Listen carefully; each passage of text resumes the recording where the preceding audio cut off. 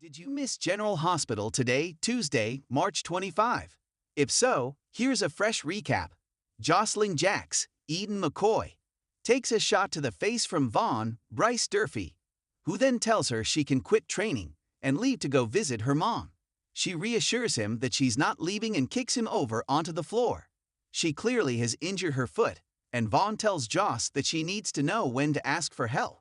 He wraps her foot as they talk a little bit. He tells her about his experience when he was a WSB trainee and lets Joss in just a tiny bit. Make sure to check out our weekly GH spoilers. Here, Carly Spencer, Laura Wright, is ready to leave the hospital AMA, and Elizabeth Baldwin, Rebecca Herbst, tries to stop her. She also agrees with everyone else in Carly's life that she should avoid Jack. Carly is fed up with everyone telling her how to live her life. She says that it is worse than the poisoning was. Right after Carly leaves, Rick Lansing, Rick Hurst, arrives to talk to Liz. She has questions about the trouble that Portia Robinson, Brooke Kerr, has gotten herself into. Rick can't really say much, but he tells Liz that if she could get a list of all the lab results that Portia has requested over the last year, it may help her. Lulu Spencer, Alexa Havens, barges into Jack Brennan's, Chris McKenna, office to ask if he is sure that Valentin Cassadine, James Patrick Stewart, is on his way to Geneva. Her main and sometimes only concern is, of course, her daughter. Jack reassures her that the WSB can get to Valentine, where he is now going to be staying, so there is no way that Charlotte Cassadine, Scarlett Fernandez, will be any kind of collateral damage. Meanwhile, at Deception, Lulu is late, and Brooke Lynn Quartermain, Amanda Seton, is ticked because she can't get into her computer. Maxie Jones, Kirsten Storms, is sure that Lulu will be there soon. Tracy Quartermain, Jane Elliott, arrives and is wondering where Lois Cerullo, Rena Sofer, is and why. She usually makes a grand exit before leaving for Bensonhurst, and this time Lois just disappeared. BLQ admits that she and her mother have been fighting, but tries to play it off as no big deal to Tracy, who knows better. Lulu finally arrives at Deception and immediately tells Brooke Lynn that she has decided to quit. The visit from Brooke Lynn's husband, who threatened her if she was anywhere near his wife, made Lulu's decision very easy. BLK is stunned to hear that Chase, Josh Swickard, had paid her a visit, but Lulu has a hard time believing that she didn't send him herself. Emma Drake, Braden Bruner, and Gio Palmieri, Giovanni Mazza, burst into the Quartermain living room to talk to Ned Quartermain, Wally Kurth. They tell him that they figured out a way to save the family crypt by basically offering the city the same amount of land on a different part of the property. Ned says that he'll think about it, but he may already have figured out an idea. Tracy returns home, and Ned suggests that they can use information that they've been sitting on to silence Drew Quartermain, Cameron Matheson. He thinks that it is time to expose Drew's affair with Nina Reeves, Cynthia Watros, but Tracy thinks they should wait because they may be able to put that nugget to better use down the road. She then asks if he knows what is happening between Lois and BLK. Ned doesn't and says that he now tries to stay out of his grown daughter's life and that he respects her privacy. Carly leaves GH and goes straight to the WSB to see Jack. She needs to warn him that Jason Morgan, Steve Burton, has said that whatever bad things happen to Carly, he will personally do to Jack himself. Jack listens but doesn't care because he blames himself for her nearly dying too, and he expects Carly to run away from him now. Jack tells Carly that he needs her, and Carly reassures him that she's not leaving him because she needs him to. Christina Corinthos, Kate Monsey, visits Sonny Corinthos, Maurice Bernard, to update him on Ava's financial situation. She wants him to fight for custody because she believes that Ava's finances make her unable to care for Avery. He says that he will give it some thought as Christina goes upstairs to play with Donna. Ava unexpectedly arrives at Sonny's and brazenly asks him for a $2 million loan. He says that he will give it to her if they change the custody agreement, leaving Ava with just 2 weekends of visitation a month. They begin to fight, and Sonny blames her for the deaths of other people, so she swings back about not wanting to visit Avery in a burn unit like the one that his son is currently in. Sonny starts to grip his chest and collapses, with his heart medication just out of reach. Ava takes a few steps away from him and taunts him, asking if he needs those pills. Make sure you check back here tomorrow for another General Hospital recap.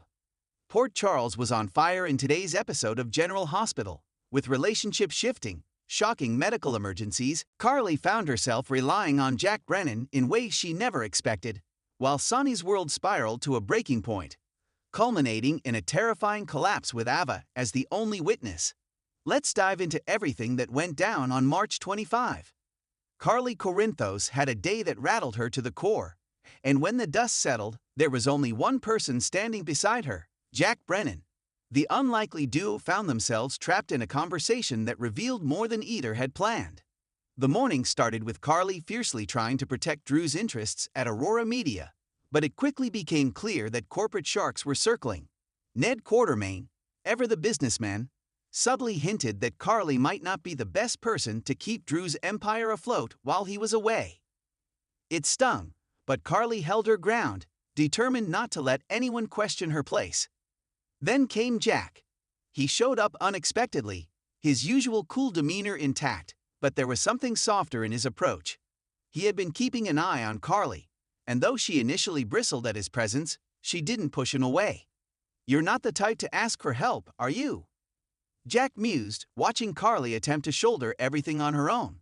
"I don't need help," Carly shot back, but there was an edge to her voice, a crack in the armor. Jack didn't argue. Instead, he offered something even more dangerous: understanding.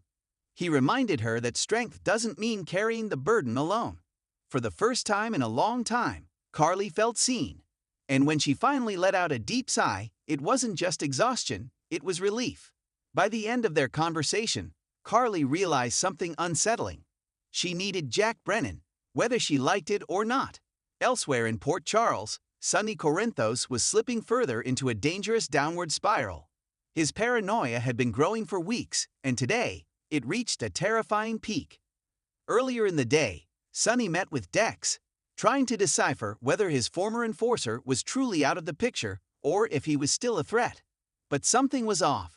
Sonny was disoriented, his temper flaring at unpredictable moments. Even his closest allies noticed the shift. "Boss, you okay?"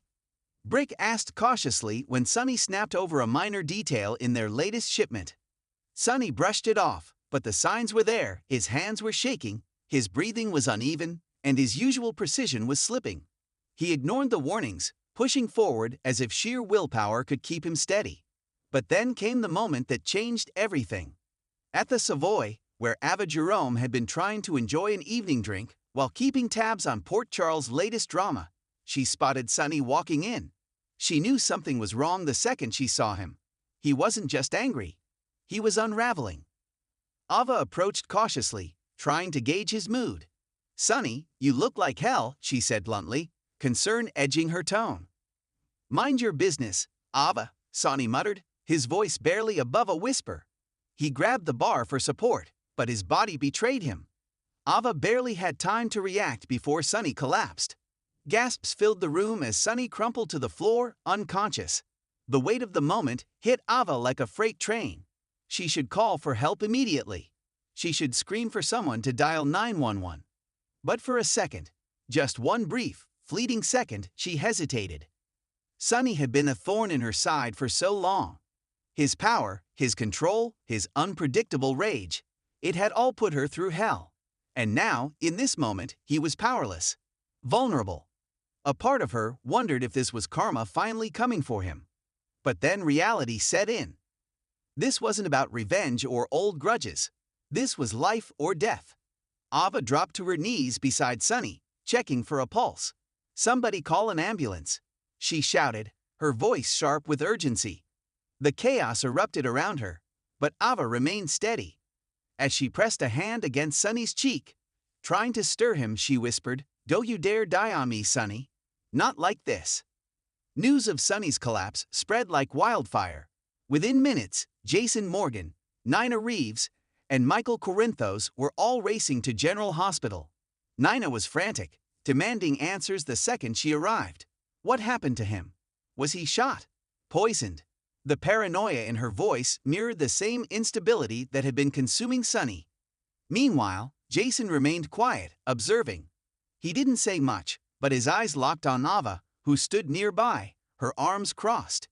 "You saw what happened," he finally said. It wasn't a question, it was an accusation. Ava met his gaze, her expression unreadable. "Yeah, I saw everything." The weight of those words lingered. Did Ava see something she wasn't saying?